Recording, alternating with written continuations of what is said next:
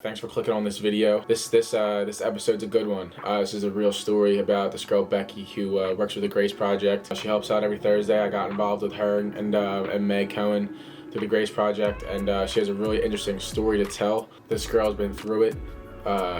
She was homeless for years. She's been sober. It's really turned her life around, and it's a really inspiring story. And I hope you guys enjoy it. A few other things too. I'm looking to have more people on like Becky, who have stories to tell and have inspiring stories that they know of or have gone through. So if you go to fallforwardmedia.shop and scroll all the way down to the bottom, you can see that I have a little form you can fill out. So if you want to nominate somebody to come on the podcast or nominate yourself to come on the podcast, I'm looking for people who have stories they want to tell and make it the best content possible and help people learn from it. So next thing, if you guys want to support the clothing line, go on the website fallforwardmedia.shop and use code LOFT at checkout to save 10% off. I want to help as much as possible and give back as much as possible, and it's not possible without your support. I said possible a lot. And next Friday I have a song, my acoustic version of the song Free, coming out with the music video. So if you guys want to watch that, it comes out next Friday. Like I said, your support means the world, and I hope you guys enjoy. If you want to donate to Grace Project or to me to help out with the efforts in Kensington, we go there every single week and we give back. We just donate food, our time, our resources, and show these people that they're human as well. They're just sick. So if you guys want to help out and donate, I'll link in the description. And yeah, guys, thank you so much and enjoy this episode. This is a really big one. It's a really good story to tell, really good story to hear, and peace.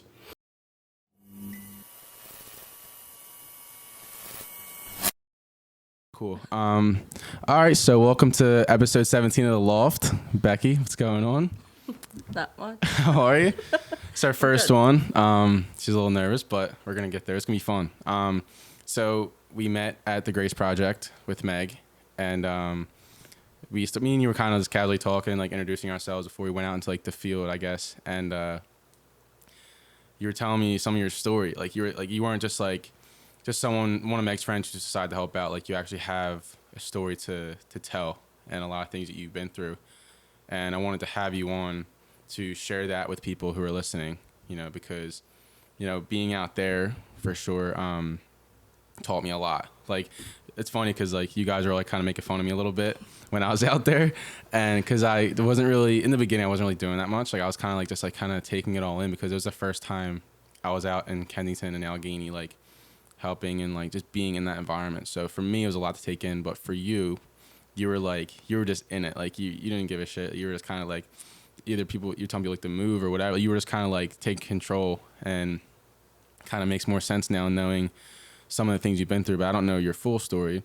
And I wanted to have you on here to have that story, or to have that conversation and learn about it and have it, a little unfiltered conversation, because it sounds like you have been through a lot and it's turned you into the person you are today, helping out. So speak a little bit about yourself and maybe a little bit where you came from. Okay, so I don't know. When I was younger, my mom was like a vicious alcoholic. My sister turned to drugs, and like it was just me. My mom wasn't around. Like, she paid my rent, but I lived in this townhouse by myself. So like, what any good teenager does is I had people come over, and like they were all partying, and because I watched what my sister went through, I never wanted to be like her. So I would try to save all of these people. And I was always the youngest person in the crowd, and all these people were, just doing things that I had no idea about until, later in life. But to like fast forward a little bit, like I met this dude, and he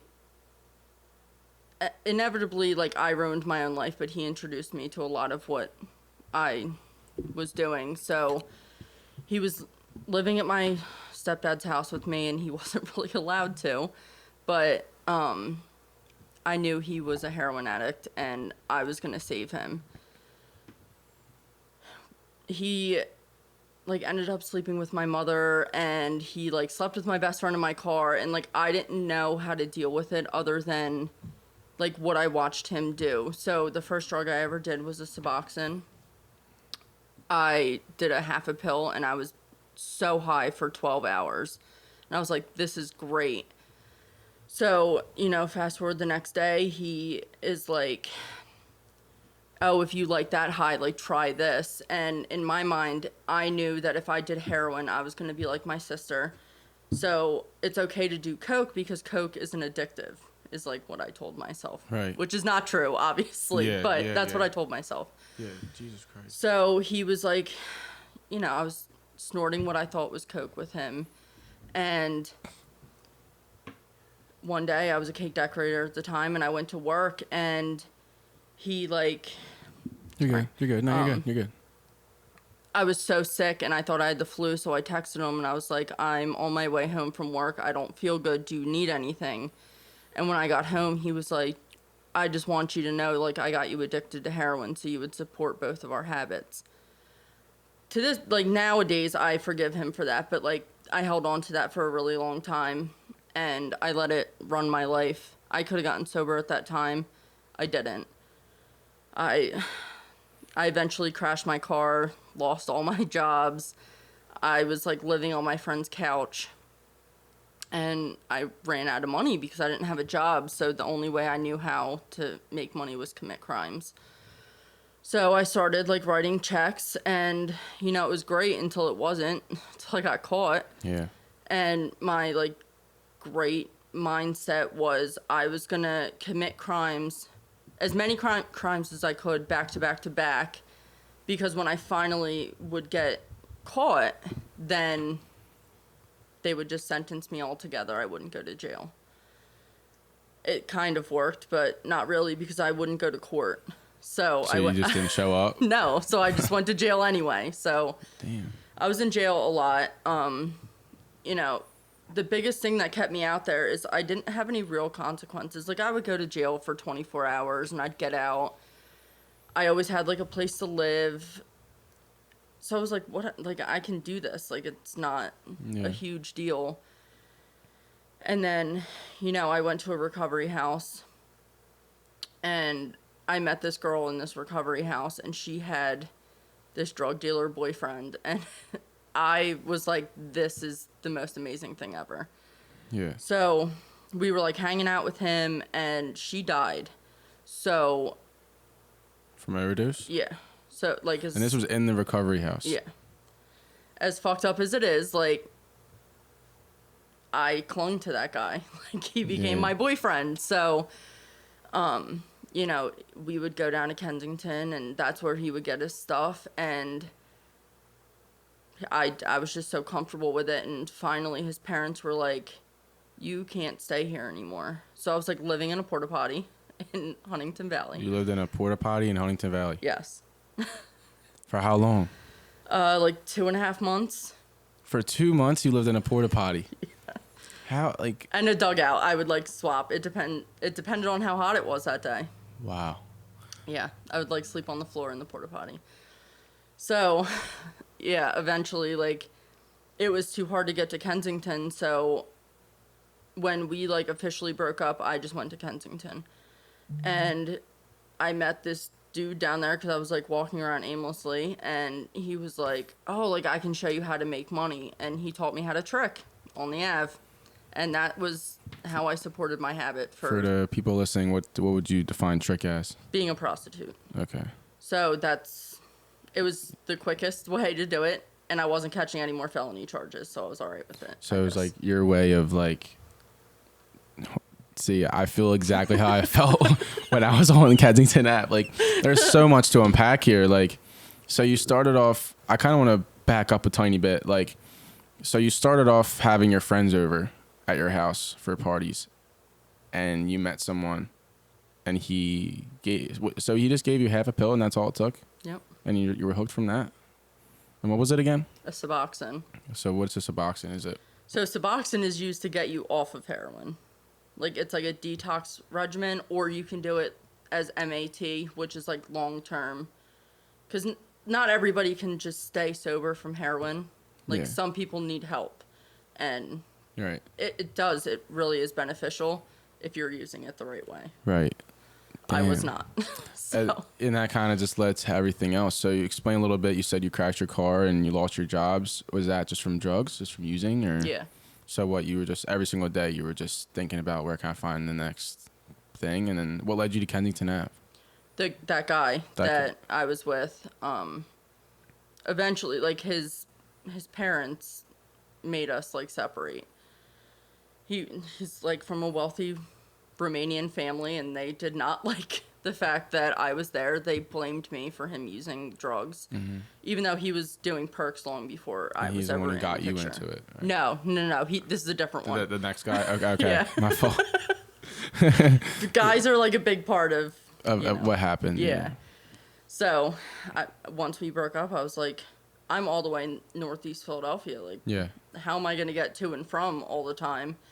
So I just went down there. And, Kensington is a jail without the locked doors. Like, you go there and you can't leave. It's really hard to get out of. And especially once I learned how to make money, and it was so much easier than, like, everything else that I had to do, I was, like, all for it. What do you think is the reason why people can't leave Kensington? It's extremely convenient. Right. The homelessness, like, nobody does anything about it. Nobody tries to really help. The drugs are everywhere. They're so accessible. There's guys picking girls up all the time. So it's like... Yeah. It's just the easiest way. Yeah, that's insane. So when you were in Kensington, so where did you live? Did you sleep on the streets too? Wow. And I kind of want to ask too, like, what are some of the struggles you had being homeless? Like, just, being not knowing where your next meal is going to come from, or, clothes, or, just talk a little bit about that. So a lot of the struggle was, like, not being able to shower. They do have, like, women's centers down there, so, like, you can go and get food and clothes, but you're not really worried about it. Like, there's people like Angels Emotions that come down, and they give out food, and they're fantastic. I used to look forward to that all the time. I think the scariest or worst part about being homeless is you're wandering around Kensington by yourself at all hours of the night. Like, people are dying down there, not even from the drugs, from people killing them. And, like, I've been down there, and I got raped when I was out there twice. Jesus Like, Christ. it's just... But a lot worse has happened to other people that are out there. Like, I'm lucky that I made it out. Some people don't. Yeah. I'm sure you've lost a lot of people along the way as well. Yeah. Yeah. Talk a little bit about how your family took that. And... Well, my mom she still, like, doesn't want to, like, talk about it. She is very against everything that I've done. But she's supportive of me now. Back then, she wouldn't talk to me at all. She didn't want, like, any parts to do with me. My sister, on the other hand, she's also a recovering addict, so she was there. Like, she didn't approve of what I was doing, but she knew she couldn't stop me. She just wanted to make sure I was alive. It sounds like what a lot of people are doing. I mean, when we were down there last week. Was it last week, right? 2 weeks ago? 2 weeks ago. 2 weeks ago, right? Yeah, so when we were down there, you saw one of your friends there, and you were like, you didn't try to save her. You just, like, wanted to make sure she had food and clothes and just make sure she was all right. Yeah. And that's one of the scariest things in the world to me. And so, did your and you left your house willingly? Yeah. Right? How old were you when you got involved? How old were you when you started using? I was, like, between 18 and 19. I mean, how old are you now? 28. 28. So, and when did this battle really start to turn itself around? Well, I got sober July 11th of 2017. Okay, so almost 4 years coming up. That's amazing. Yeah. What was the craziest? Was there a moment that made you snap out of it, or not snap out of it, but, like, think, what the hell am I doing? Why am I living like this? Not on the streets, no. When I was out there, I was completely content with dying down there. It didn't matter to me. The, like, wake-up moment didn't happen until I got released from jail this last time.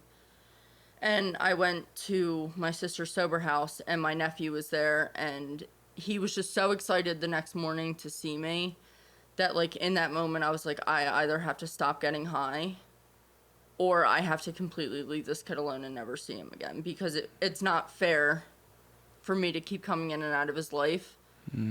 So I guess that was like really the waking up point for me. Just seeing your family and seeing how excited they were to see you. Yeah, I mean, I can imagine, like, because you start to realize, you know, most people who, you know, get involved in that stuff don't really see, but you're not only living for yourself, you know? It's like there's people that love you and care about you who do want to see you and do see the things you may not see in yourself. So I also wanted to ask you, why were you content with dying down there? Like, what made you so okay with it? Because I liked the drugs more than I liked anything. Yeah. How did you feel? Like, what was your mentality when you were on the drugs? Like what, I want to dissect your brain because like I said, your story is intense. Like, how was your personality? What was your personality like? Why do you think you were so hooked on the drugs? Like, what kind of person were you when you were on the drugs? I guess is what I'm getting at. I like wasn't really a person. Like I was miserable. If I wasn't miserable, I was nodding out. Like there was no in between. I hated everything unless I had drugs. Mm-hmm. And then as soon as I started doing them, I was like, now I'm going to have to get more because I just did them. Yeah.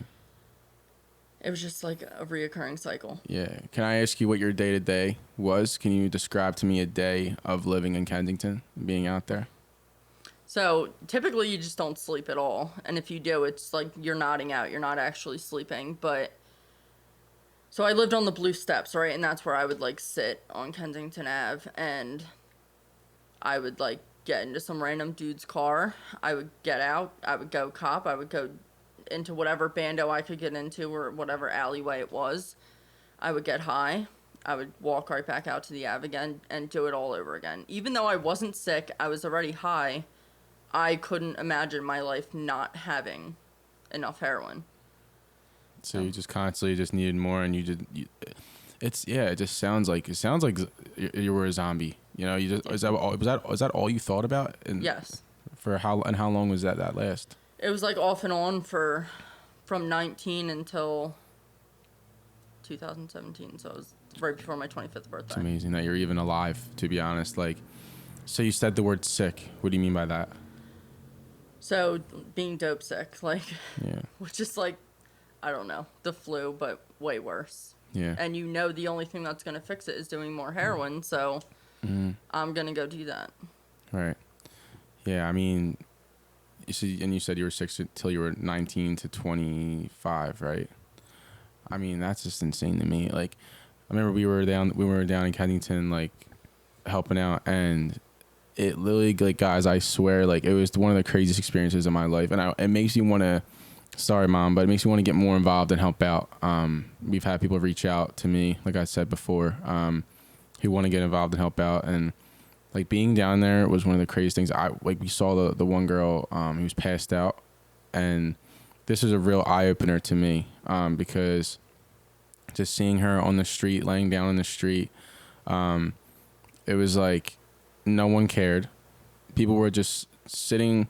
There was someone sitting next to her, and was like, we were like, "Do you know her?" He was like, "I mean, I know her, but I don't like know her like that." And like people were like walking by, like laughing, be like, "Oh, like somebody literally walked past and gave us some Narcan, like just out of his bag, like it was normal, like."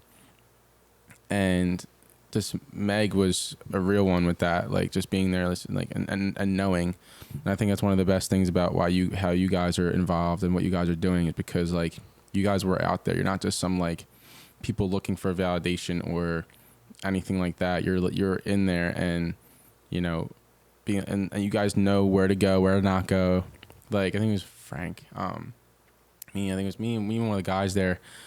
As soon as we got there, we grabbed some the cookies and stuff, like the snacks, and we walked around the corner. We followed like some other people, and Meg texted me, said right away, said, "Where are you? Like, come back!" Like, you know what I mean? Because like you don't know what's out there. So talk a little bit about like some of the things mentally that you may have went through, if you even have gone through anything mentally. I mean, the mental, like, you get depressed out there. Like, it's extremely depressing. Yeah. And, you know, when you're not high, you think about like what you're doing to your family. And you know, it got to the point where like I was using because I hated myself and I wanted to die. But I hated myself because I was using. So it was like a catch-22. I couldn't stop on my own. It wasn't a thing. Even when I went to rehab, like, I would go right back out. Yeah. Depression, I think, is probably the biggest thing that you go through. Was there anything that you did to cope with that at all? Just got higher. You just went through it? That's insane. I mean, it says a lot that you're even, you know, like I said, you're alive. Like, don't take that for nothing. What do you think was, like, your rock bottom moment out there? It wasn't my rock bottom wasn't even out there. It was in jail. Like, I was watching these people come in and out 5 times in like the time that I was sitting there, and I was just like, the one day I was looking around and I was like, this is my life. Like, I have to put my head next to a toilet every night. Like, I have to hang my clothes from an air vent because I had to hand wash them. Like, you gotta wait for commissary. You gotta eat shit food. Like, jail is not fun. Yeah. So, how many times have you been to jail? I don't know, like 10 or 11. 10 or 11. Describe to me the first time you went to jail. What happened? Oh my God, I was terrified. Because my sister went to jail a lot when I was a kid. So, like, I kind of knew what to expect. But that guy, the drug dealer guy that I used to go to Kensington with, I was in jail because I took a charge for him. And so the whole time, like, I wasn't worried about myself. I was worried about, like, what he's doing or if we were still together. Like, I couldn't focus on myself. It was just all about him. And then I got into a fight because I always, you know, watch shows and I thought I had to be, like, the toughest person in there. And then I went to the hole and it was awful, but it didn't stop me. I went back 10 more times after that. So, like, yeah. So the hole, for people who don't listen or people who don't know, it's a room that's just concrete. Yeah. Correct. And with the toilet, and the door doesn't open unless they open it for you. You're allowed out for an hour a day, and you shower when they say you can shower. That's unreal. How long were you in there when you first went there? 30 days. You were in a hole for 30 days, a month? What did you do to, like, entertain yourself? You can't do anything. You talk to your cellies. If you don't like them, then you're miserable in there. Man. And you can read. Yeah, that's great. Did you read any books? No. No? No. Yeah, that's funny. Man, have you been reading any books now, or you're not a reader? I'm not really a reader. This last bit in jail, though, I did read a couple books, but they were, like, all about addiction, and I read, like, the Marilyn Manson biography. Right. So. Marilyn Manson. That's bright. Yeah. So, anything you read in there in the addiction books that helped you? Yeah. It's like a series. It's Scars of a Memoir or Scars from a Memoir, and memoirs aren't fairy tales. Okay. Something like that. I don't know. They're really good books, though, and they're written by somebody that, like, doesn't battle with addiction at all. But when you read them, it's like the story puts you there, and, like, you can picture everything that's happening. Mm-hmm. Do you think it's important to educate yourself? Did you stress that at all? Do you still stress that when you're in recovery? I stress it now. I didn't at the time. Like, now I want to educate myself on everything regarding, like, addiction. Like, because there's so many different pathways. Like, some people are on MAT, some people get sober through, like, faith-based, some do a 12-step, some don't do anything at all. It all depends, and I want to know about it all. That's awesome. What do you think got you sober ultimately? My nephew. Yeah. Give me the craziest experience you've had being on drugs and being out in Kensington. Any stories you have, I'm here. I'm with it. The people are with it. They want to listen. I think the craziest would be, like, the night that I got raped. You know, I was just like, I didn't even care that this, like, traumatic event just happened to me. All I wanted was to get more drugs. And I remember walking to this abandoned house, and when I walked in, there was like 2 dead people like laying in the what would have been the living room, and I like didn't even care that that was like somebody's mother, sister, whatever. Like I just walked right over them to get upstairs to do what I needed to do. I think that might be the. Very good. So and first of all, I'm sorry that happened to you. I can't even begin to process that. But you like you said, you just didn't even care. You were just, Jesus Christ. That's nuts. I mean, any stories anything firsthand you've seen someone else go through? One of my really good friends, actually, she like battles like mental health really bad, and we used to get high together out there, and I would watch her stand out front of these like abandoned warehouses, and she would just cry because her from being up for days from smoking crack, like she would swear that her kids were being held hostage in this bando. And I watched her stand outside of a car and call the cops because her mind told her that her daughter was held in the trunk. And like now that sounds crazy to say, but like at the time that was normal. Like I was completely unfazed by it. Yeah. Yes. It sounds like a lot of messed up shit gets normalized, and you just kind of become numb to everything. Has it become? Have you been able to sit back and realize like that is not normal now that you're sober? Yeah. So when you asked like if at any time when I was in Kensington, like I looked around and I was like, this is not the life. Like I do that now because I moved back down to Kensington, so I see it all the time. And I just look and I'm like, I don't know how I thought this was okay or this was normal. Like nothing about Kensington is normal or okay. Yeah, isn't that insane? Like I was there for one day, a few hours, and I'm driving back into civilization, I call it, a.k.a. out of Kensington, and like I'm able to see like just normal people walking the streets, and it's not like no one's trapping, no one's like, we saw, how many deals have we seen? Like I was in the car with Meg, and I saw at least 3 deals go on in the corners, and like they would look around, they're like, oh, like, and like the cops were walking by, and like there's nothing they can really do. We can arrest the entire block. You know what I mean? Like it's just I encourage anyone who does want to get educated to help out with the Grace Project. Don't go there by yourself. Like straight up, don't go there by yourself. Join the Grace Project and help out. I wanted to ask, so any physical scars, mentally or anything physical that's happened to you in your body that from drugs? Is there any what do you call it? I'm trying to find the word for it. Like repercussions from using drugs? Yeah, so I have that. What's that? That is a scar from, I had an abscess that turned into cellulitis because I was shooting up in a like dirt square, and dirt got into my needle and gave me an infection. And so that's an infection? Yeah, I almost lost my arm. That's nuts, man. That's crazy. Is there anything else that you maybe have any like physical?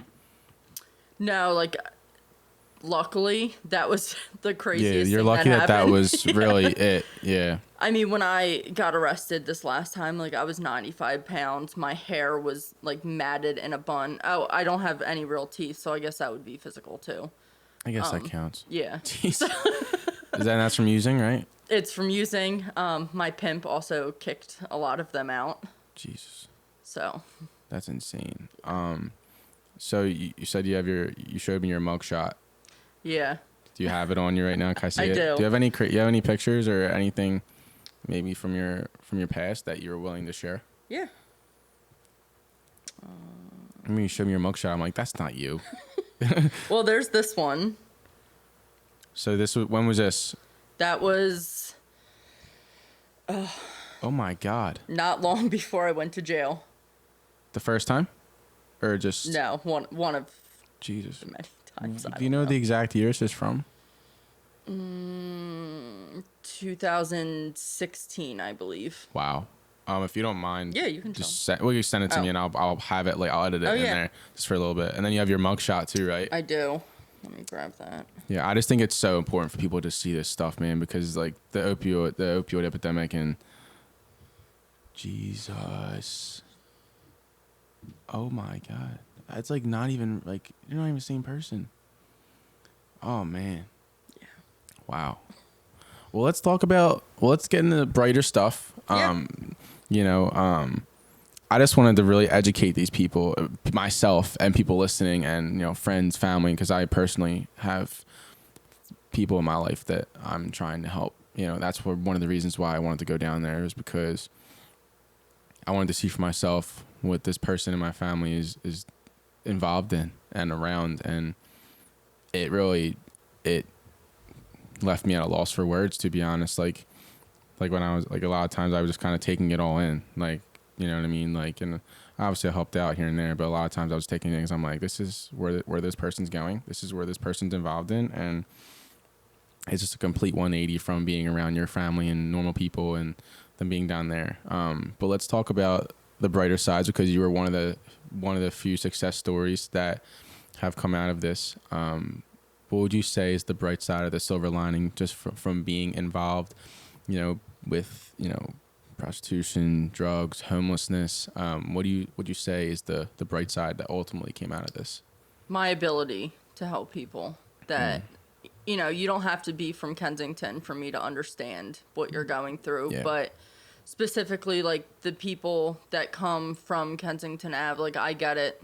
I know what that life is. Like, I know behind the scenes. Like, you saw what happens on the app, but I know what happens other than what happens on the app. What actually goes down. Right. Like I saw someone pissing in the septic station. I thought that was craziness. Yeah. Like, it's like Meg was just like they have nowhere to go to the bathroom. Where else you want them to go? Yeah. You know what I mean? Like these people, like I need to stress this enough. Like these people are not living we're not living a normal life. No. Like it's just crazy to me how just the streets, just people just were sleeping on the corners in tents together. Like the person we saw who's like overdosed or passed out or whatever. Like, so talk a little. Yeah. So ultimately what would you say the bright side is? Like that I can help. You can help people, right? You're just able to, and that's the one thing that I've noticed you've done. So you're registered to help people, right? Yeah. So I went back to school in sobriety. I'm a certified recovery specialist and a certified family recovery specialist. So what that basically means is I can help the families of people of the addict. So like not the people that are using, but I understand. You're able to console with them. Right. And you're ultimately like an interventionist almost in a way. Not as much, but like you're able to basically, I guess you're able to help people relate to what's going on and tell them why this person is acting this way. Right. And a certified recovery specialist is for the addict or the alcoholic. I work at Jefferson Hospital now, so what my job is getting people into treatment or whatever it is that they want to do if they come in for an overdose or they're too drunk or whatever the case may be. Like, I help them find their pathway. Right. That's amazing. That's awesome that you're able to turn that, because the stuff you went through was intense. A lot of shit that you went through. I'm sure we haven't even scratched the surface. But what would you say you've learned being out there in Kensington, living on the street, living in urinals, just being out there, going through that stuff? Well, I definitely learned how to survive. Yeah, for with sure. Nothing. For sure. I don't know. Like, I would say I learned how to appreciate Gratitude. the life I have now. Because back then, like, I didn't care about anything. Like, I would have sold my grandmother for a bag of heroin. Yeah, because you're sick. You can't even think straight. That's amazing. So you learned gratitude. Yeah. And when you came back home, so talk a little bit about the process of transitioning from homelessness back to where you were. A little bit about your success story and how you just kind of got yourself, like the moments after you saw your little nephew. Talk a bit about how that sort of changed you. So, like, at that moment, I was like, I'm going to go to this recovery house. Because in jail, my whole plan was like, I was going to go to the recovery house. I was going to, check in with all 3 of my probation officers. And then I was going to go back out to Kensington. Mm-hmm. And at that moment, I was like, I'm going to at least try to be sober. So I went to the recovery house. And, some shit happened there. I got hit by a car. Like, I fractured 4 ribs in my spine and my neck. Jesus. I did it all with ibuprofen. I made it out of that sober, but Wow. My sister didn't really let me have alone time with him, so I was only able to see him when it was, convenient for her. So that's what I kept working towards, like, just being able to spend time with my nephew. And, as time went on, I stayed in this recovery house for 7.5 months, and I finally moved out because my sister got an overnight job. And there was nobody to watch my nephew. And my sister let me do it. Okay. So I stayed over at her house 4 nights a week, and I babysat my nephew. And I just kept pushing from there. After the first, 2 years, it was normal to live without drugs. It's not easy by any means, but I hung out with good people. If they were going to meetings, instead of just sitting at home on Facebook, I went to meetings with them. 12 steps is my pathway to recovery. So Okay. I would always go with them. They were going out to eat, I would go with them.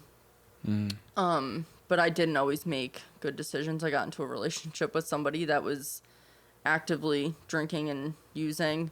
They would come to my sober house with alcohol in their backpack, because I eventually stopped working a program once I got to the sober house.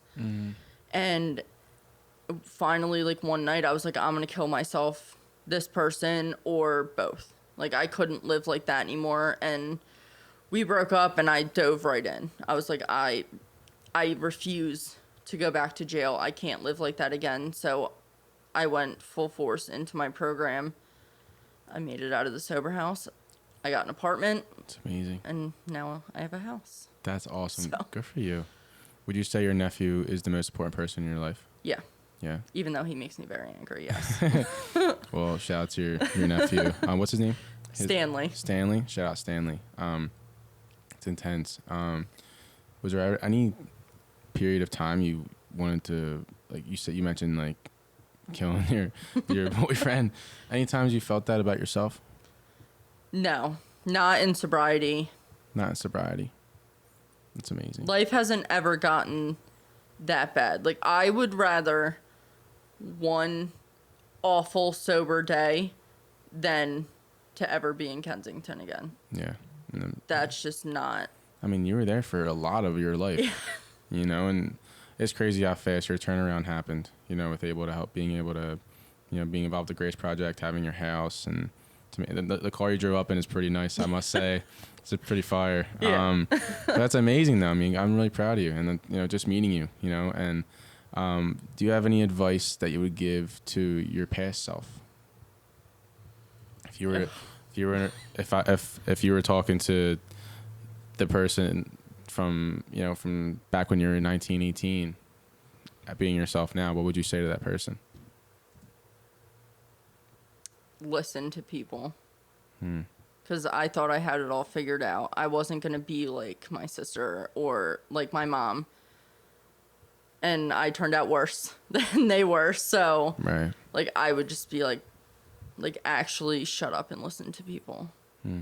So take in information, be a sponge, I guess, right? Yeah. Just listen.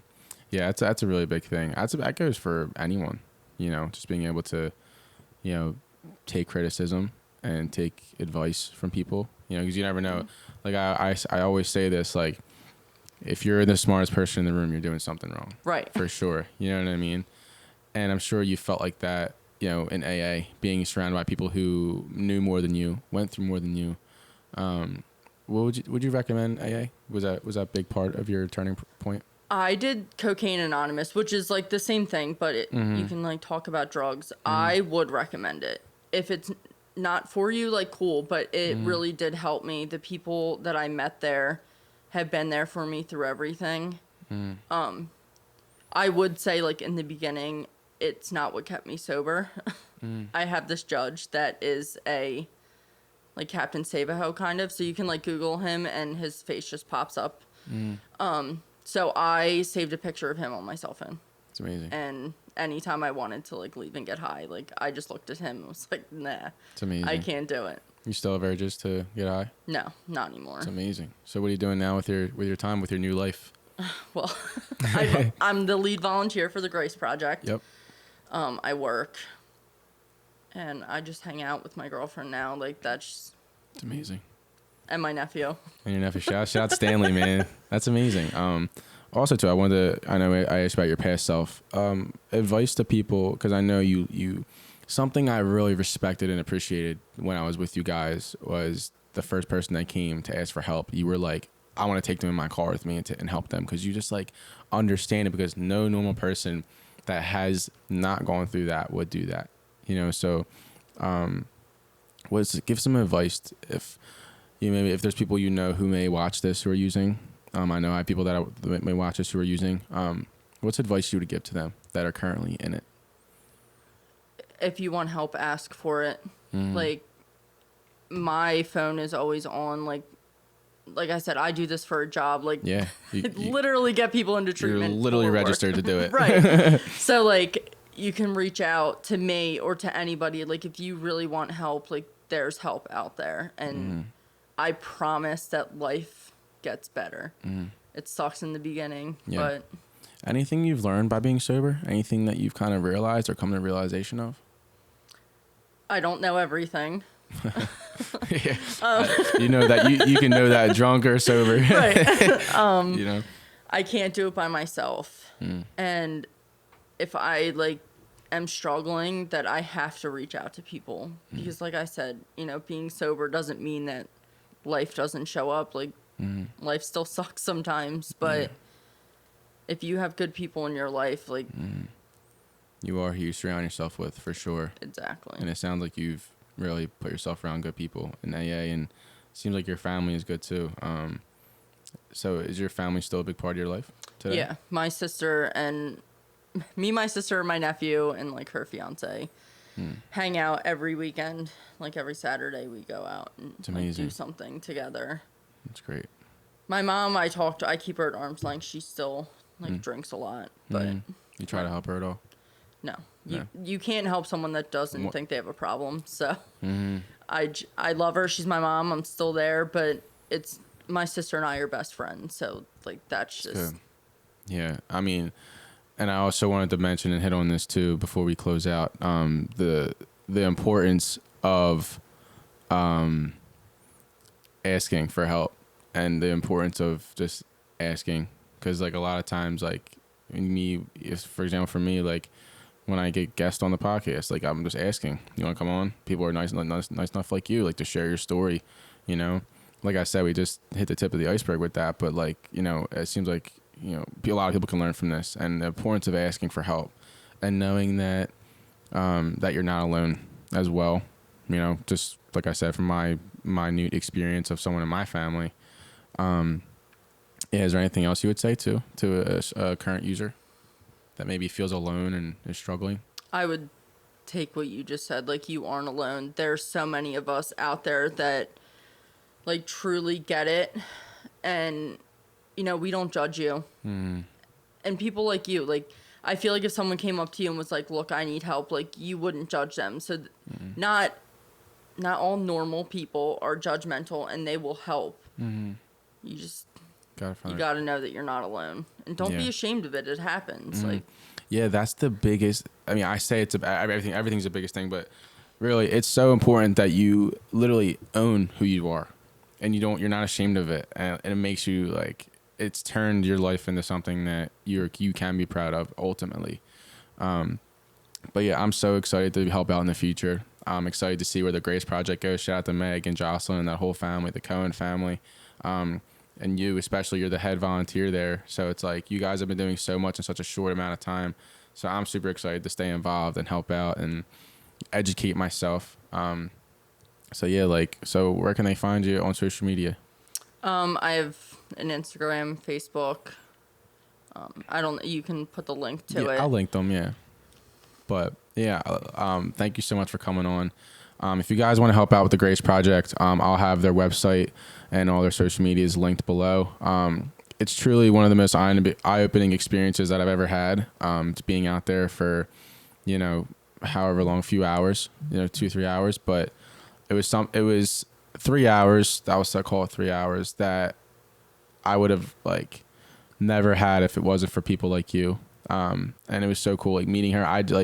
We met, and it was we were instantly just we just clicked, and I really respect what you're doing. I mean, you guys demand respect out there, and you get it from these people, and because you guys know, like I said, and I'm so thankful that you guys had me. I'm gonna be back for sure. I already have people asking to help out, so so like I said, get educated, meet more people like Beckie, learn these stories, learn about it, because if you have someone in your family who is sick, being out there definitely helps put things in perspective. And on my ride home, I learned a lot about gratitude that day.